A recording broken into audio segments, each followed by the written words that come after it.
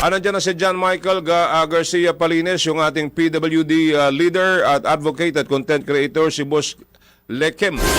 Boss Lekem, magandang hapon ulit. Yes, sir. Good afternoon. Sorry, di tayo na kapon dahil medyo puno tayo kapon. But sabi ko nga sa iyo, nangako ako, tatawag ulit ako sa iyo di ba? Okay, sige. Pag-usapan natin ngayon, doon sa grupo ho ninyo, nakikipag-coordinate na ba kayo doon sa ibang mga grupo ninyo?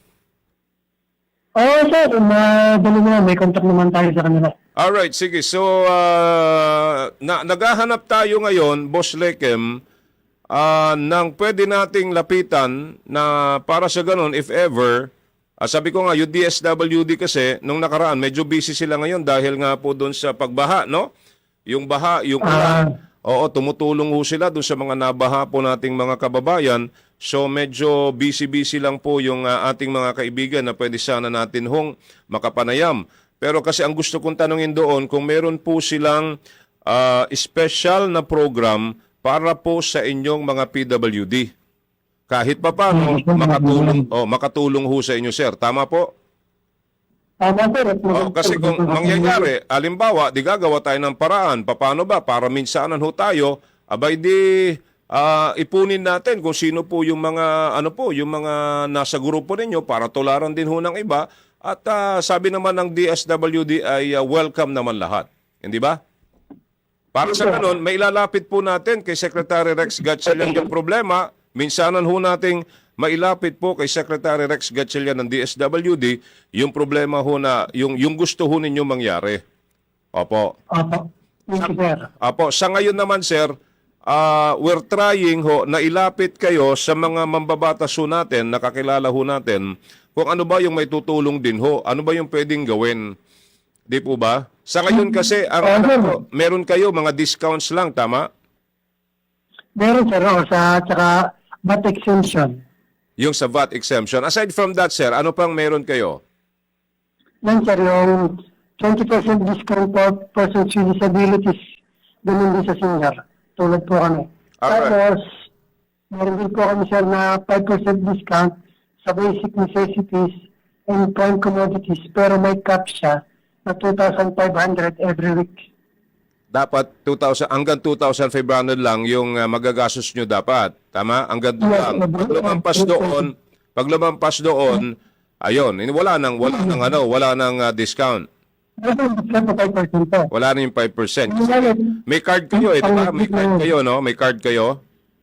Meron, sir, kami yung ID card, tapos meron din naman yung na purchase booklet para nga sa basic necessities. Yes po. Oo. Para naman po sa mga gamot ay ang medicine booklet. Alright, sige, ganito na lang. Ang meron na kayo ng 20% discount, yung VAT exempt, at saka ano pa ba yung isang kailangan? Sir, kailangan natin mabigyan ng tamang pagtrato ng mga persons with disability pagdating sa Pagdating saan po?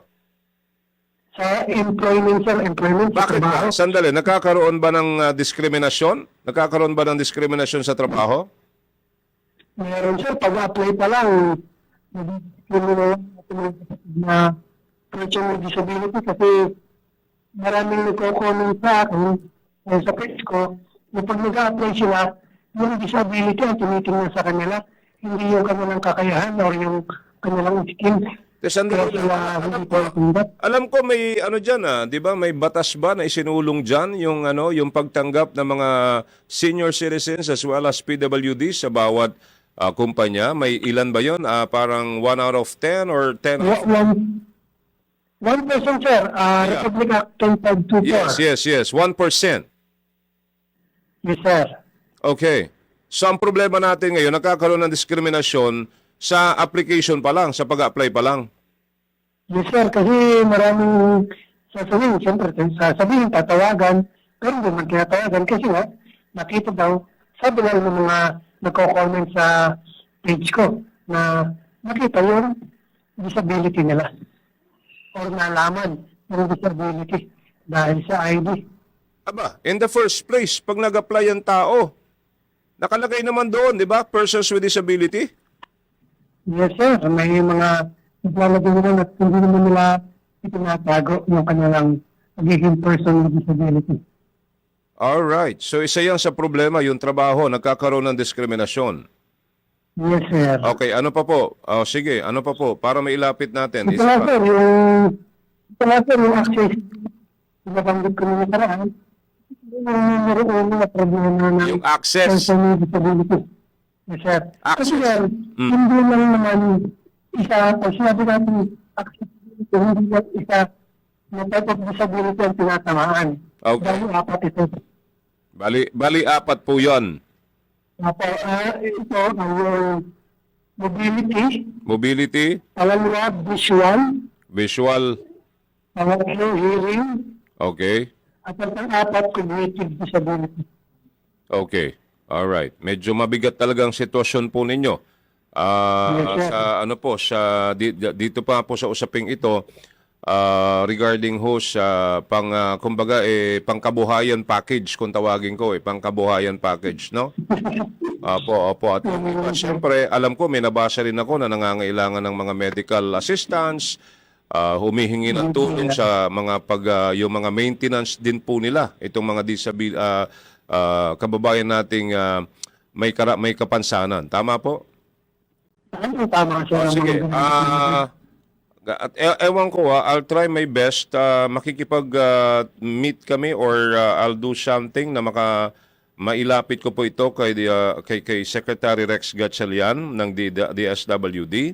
Ma-open up ko yung problema ng napakaraming tulad doon ninyong PWD at with regard to yung doon sa discrimination sa pag-a-apply, tignan ho natin kung sinong mambabatas yung pwede ho nating lapitan para po sa ganun ay mayroong sumbungan tayo na pag nagkaroon ng ganito ay pwede hong imbestigahan po yung kumpanya na yon. Hindi po ba? Pwede, sir. Tapos ang kagandahan yun, dapat may batas or ma-revisa yung batas na sumasaklaw dito. Okay, maribisa. Oo, yung discrimination law. Yes, sir. Ma-fight Okay, sige. Gulangin. Alright, John, constant communication lang tayo at nandito yung programa. Pwede kayong mag-update sa amin. Everyday naman tayo, Monday to Friday, that's 1 to 2 p.m., ha? Wag ko kayong mahihiyang ilapit, ha? Nung iba, gusto nilang lumapit, tumawag lang sila sa atin. Meron naman tayong hotline number dito, no? Para sa ganun, ma-actionan natin kasi gusto ko yung actual yung real talk, di ba? Yes, sir. Pero may pahabol ako, sir. Sige. Maraming kasama din dito yung issue namin sa may in-interview ka ng taga-PhilHealth, di ba? Yeah. Yan. Isa itong problema natin, sir, yung PhilHealth. Kasi ayon sa Republic Act 11228, kami mga persons with disability ay dapat wala na kami binabayaran sa PhilHealth. Ikaw, may trabaho or wala. Pero marami pa rin mga persons with disability ang kinakaitasan para sa PhilHealth kasi daw wala daw pondo. Hindi daw kasama sa GAA or GAA na tinatawag. Magandang... So, sobrang maliit. Sandali lang ho. Ang sinasabi ninyo, may mga empleyado. May mga taga doon na nagsasabi ho, yun ang kanilang explanation. Which is dapat kayo... dapat po kayo ay exempted na no? Oo. Alright. Sige sir, aalamin ko po yan. Ipaparating ho natin sa kinuukulan, lalo na sa bagong talagang PhilHealth President and CEO natin, si Dr. Ho, Beverly Ho, at malay ho natin, para malaman ho natin sir, ha? Isa pa, sir. Sige pa. Last na yan, ha? Okay, sige. Last na, sir. Ang implementasyon ng EA 10070 or Pidaylo in every municipality and region or province, I mean. Pidaylo po yan. Persons with disabilities na dapat ay meron in every cities or municipalities and province. Kasi maganda po, sir, dapat merong PIDAW para ito yung mag-monitor sa sektor ng persons with disability. Alright. Hindi ba siya kasama sa OSCA? Hiwalay kami, sir, iba ang usapin ng OSCA at Oh. iba ang PWD. Alright. Na hindi mai-implement. Hindi siya mai-implement mostly sa buong Pilipinas. Alright. Kaya nalilip behind ang person with disability. Alright, sige pare ko. Titignan natin kasi alam ko may mga munisipyo, may mga munisipalidad at mga syudad na ini-implement nila yan eh. Pero meron karamihan, sir, ayaw na lang.